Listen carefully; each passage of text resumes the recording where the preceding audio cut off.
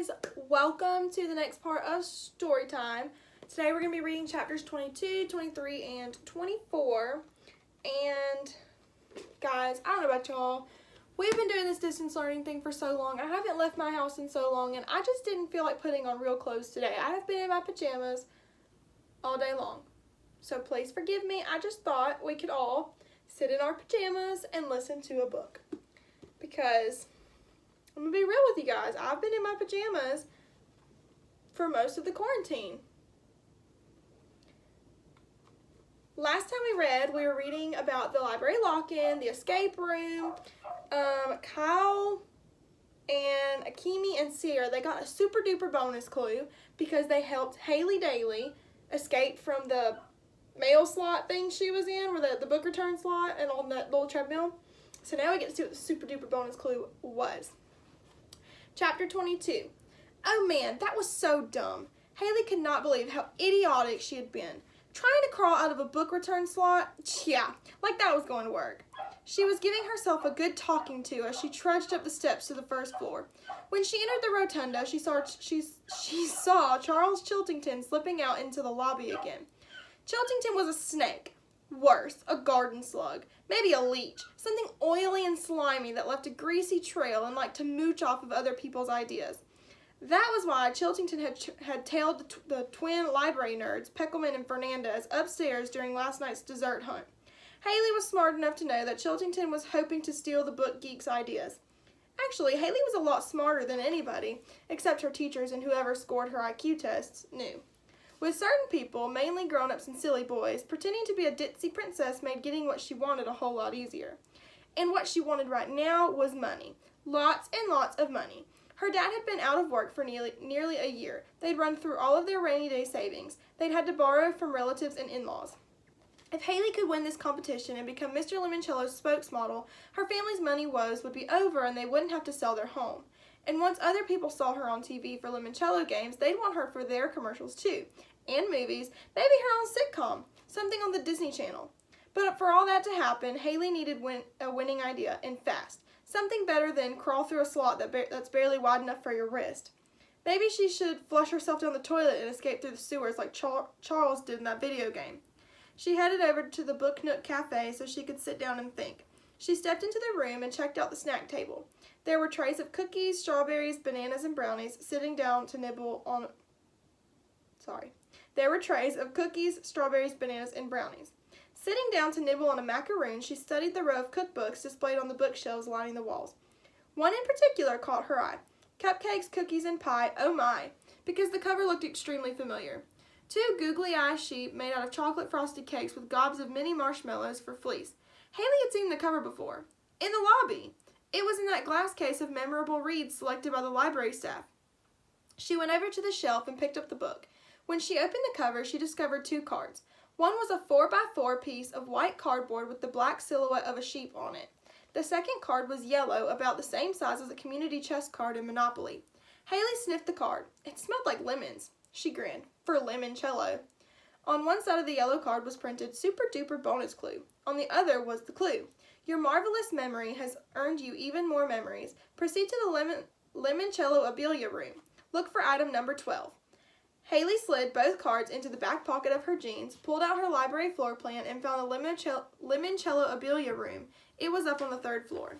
That was a little picture of the sheep that it showed. Making certain nobody, Charles Chiltington, was following her, Haley quietly dashed up a spiral staircase to the 2nd floor. Checking for Chiltington one more time, she tiptoed up to the 3rd floor where she found the room labeled Lemoncello Abelia, Mini Museum of Personally Interesting and Somewhat Quirky Junk. Haley opened the door and stepped inside. The front room was like a storage warehouse. Cardboard boxes were stacked up on top of wooden crates sitting on plastic bins stuffed with papers. All the boxes, bins, and crates were numbered. She saw one labeled number 576. Guess Mr. Lemoncello never throws anything away, Haley remarked as she scanned the heaps looking for the number 12 mentioned on her bonus card. Weaving her way through the stacks and columns, Haley finally found her super duper bonus. Item number 12 was an old boot box from an Alexandriaville shoe store Haley had never heard of. Someone had taped a label on the lid. Paraphernalia, accoutrements, and doodads for Mr. Lemoncello's 12th year. Haley lifted the lid. The box was filled with all sorts of confusing knickknacks, hand-whittled prototypes for game pieces, a star-spangled red, white, and blue HHH Humphrey button, a battered clasp envelope sealed up with tons of tape.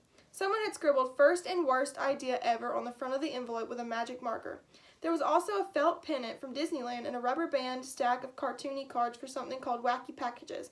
The card on top was Weeky's Breakfast of Chumps. Haley knew this memory box had to be an important clue. Why? She had absolutely no idea. 23. Kyle flipped over his lemon-scented super-duper bonus card and read what was written on the other side. You will find the ultimate version of this board game on the second-floor balcony circling the rotunda. Huh? Said Akemi. What's that mean? I don't know. Let's roll out the paper and see. Akemi and Sierra helped Kyle anchor the edges of the scroll on the tiled floor. Okay, said Kyle. It looks like the early sketch for a board game. See the circle in the center of the other circle? That's probably where you place the spinner. You move your pieces around the 10 rooms. He stopped. Wait a second. What? Said Akemi. Do you recognize the game? Asked Sierra. Yeah, said Kyle. I played it this week with my brother Curtis. It's Mr. Lemoncello's bewildering, baffling bibliomania. It takes place in a make-believe library. What about finding the ultimate version up on the second-floor balcony? Asked Sierra. Kyle grinned. You'll see. Coming up from the basement, Kyle saw Andrew Peckelman in the middle of the rotunda reading room opening a long metal box sitting on top of the center desk. The holographic image of Mrs. Tobin was there, smiling patiently as Peckelman pulled some kind of magazine out of the box. Miguel was also near the librarian's desk, apparently waiting his turn for a consultation. That's the box we saw the robot pluck off of the shelf, whispered Akemi. Kyle nodded. He motioned for the others to follow him and slipped around the circumference of the rotunda. Akemi and Sierra slunk after him. In the shadows on the far side of the room, they saw Haley Daly heading for the staircase they'd just come up. Steps that would take her back to the basement. Kyle wondered if she'd found something else to crawl through. If so, he hoped it was bigger than a mailbox. Is this the real magazine? He heard Peckelman shout at the hologram. Yes, Andrew. This concludes your librarian consultation. Next, how may I help you, Miguel? Not so fast, snapped Andrew. I'm not done. Your consultation just concluded, said Miguel. Says who? The librarian. Miguel, said the hologram of Mrs. Tobin. What is your question? Sorry, bro, I told you. She's just like Mrs. Youngins at school, snapped Peckelman. All the librarians like you better than me. Yo, ease up. You'll see, Mrs. Tobin. You'll all see. I'm going to beat Miguel Fernandez big time, and when I win, I'm going to tell Mr. Lemoncello to fire you. She's a hologram, said Miguel with a laugh. You can't fire somebody who doesn't actually exist. Then I'll tell Lemoncello to pull her plug. Peckelman grabbed his magazine and stormed out of the rotunda into the lobby. I guess Andrew's planning on doing something with the front door, Kyle whispered to Akemi. Well, that's totally dumb. They already told us the way out isn't the way we came in. Maybe Andrew doesn't think Dr. Zinchenko was telling us the truth, suggested Sierra. Come on, said Kyle, leading his team toward the closest staircase up to the second floor. Glancing over his shoulder, he watched Miguel place a slip of paper on the table in front of the semi-translucent librarian. This item has been temporarily removed from the stacks, Miguel, said Mrs. Tobin. You will find it in a display case next to the original Winkle and Grimble scale model. Let me give you that location. There was a grinding sound, like when movie tickets shoot up from the slot at the box office. Miguel snatched the small square of paper that popped up from the librarian's desk and spun around. He froze the instant he saw Kyle, Akemi, and Sierra sneaking around the room behind him. Chapter 24. Hey, said Miguel, hiding the tiny square of paper behind his back. Yo. Yo, said Kyle. What's up? Nothing, just, working the puzzle. Yeah, us too. Okay, later. Later. Both boys thumped their fists on their chests like baseball players do. Miguel turned and ran for a staircase, winding up to the second floor. Come on, you guys, said Kyle as he took off running for a different set of steps. When Kyle, Akemi, and Sierra made it up to the balcony, they watched Miguel run up to the third floor. As soon as he disappeared into a room up there, Kyle unrolled the game sketch.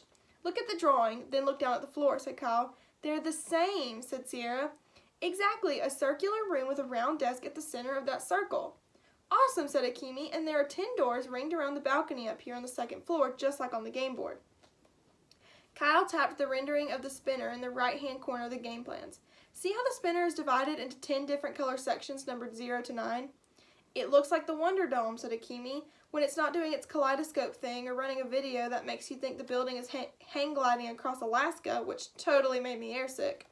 Well, in this game, you have to go in all 10 Dewey Decimal book rooms and answer a trivia question about your book. If you answer correctly, you slip a book into your bookshelf and move on to another part of the library. When you have 10 books, one from each room, it's basically a race to see who can exit the library first. Okay, said Akemi, sounding pumped. This is good. This is major. Except one thing's missing, said Kyle. What? Asked Sierra. Mr. Lemoncello always works a clever backdoor shortcut into his games. For instance, in Family Frenzy, you can use the coal chute to slide into the millionaire's mansion at the end, said Akemi. Exactly, and in that castle game, Charles snuck out through the sewers. Anyway, when my brother Curtis beat me at Bibliomania... You lost? Akemi acted surprised. It happens, occasionally, but only because Curtis used this shortcut. Kyle tapped a black square on the game diagram. It took him straight out to the street. He beat me by one spin of the spinner. I don't see any black squares in the floor of our rotunda, said Akemi. Maybe, said Sierra, for this new game, Mr. Lemoncello put the secret square someplace beside the main room. Kyle nodded. And maybe to win this new game, we need to play the old one. You're a genius, said Akemi. No, my brother Curtis is the genius. I just like to play games. So, do libraries even have board games? Sure, said Sierra. I mean, the library in my dad's old town has them. Which department? Asked Akemi, pulling out her floor plan. Young adult. Akemi tapped the map. 3rd floor, stairs over there. Let's go, said Kyle. But before they could take off, they heard Mr. Lemoncello's voice echoing in the rotunda. Are you ready for your extreme challenge, Bridget? Kyle and his teammates peered over the ledge of the balcony. Bridget Wage was alone in front of the librarian's desk, staring up at the ceiling. Yes, sir, she said. Are you sure? Mr. Lemoncello's voice boomed out of the hidden speakers. You still have 22 hours to find the exit. I want to go for it now, sir. Get a jump on everybody else. Very well. Dr. Zinchenko, reset the statues. The 10 holographic statues in their recessed nooks flickered off, leaving blank and empty spaces. This extreme challenge is based on the classic game of Author's Card Game, said Mr. Lemoncello. Here are the authors in your deck.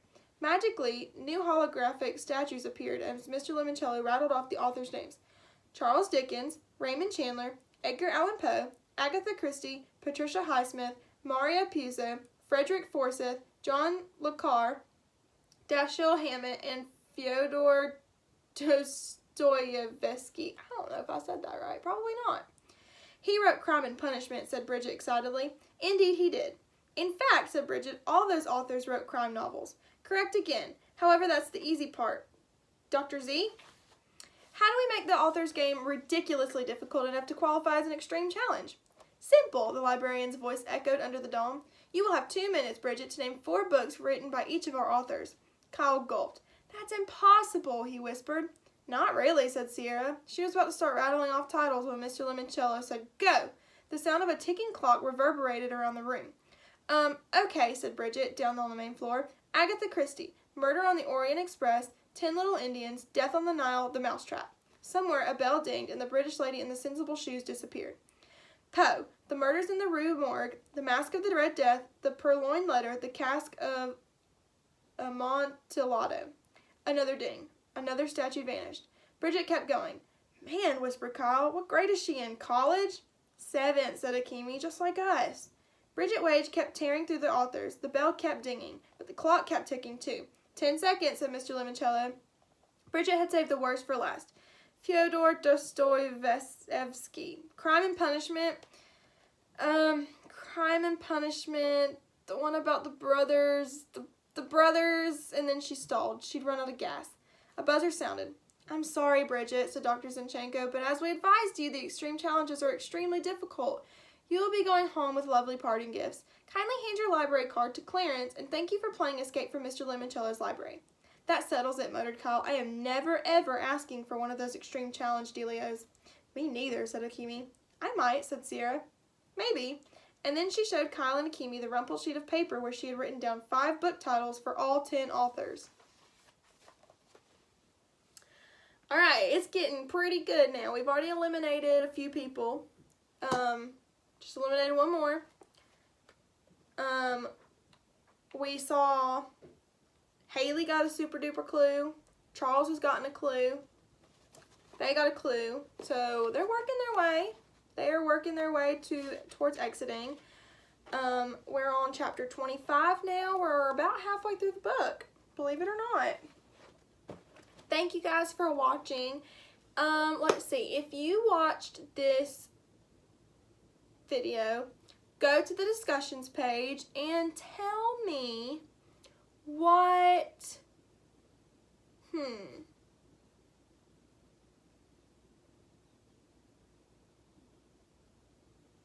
I didn't plan a question for today.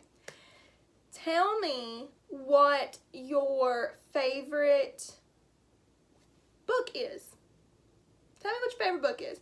My favorite book, besides this one right now, is Because of Winn-Dixie. I don't know if you guys read it. I know Miss Messer's class read it this year, so I'm not sure if you guys read it in 3rd grade. But I love that book. I love the movie. I read it when I was in 3rd grade, and we went and watched the movie when it came out in theaters, because I'm that old. And it was then my favorite book, and it still is. I love dogs too, so love dogs. My pants. So when I watched that movie, of course, I fell in love with it, and it was a really sweet movie. So tell me what your favorite book is. Tell me if they made a movie about it too. Maybe you've read a book that is also a movie. I don't know. But I hope you enjoyed this video, and I will see you guys next time. Bye!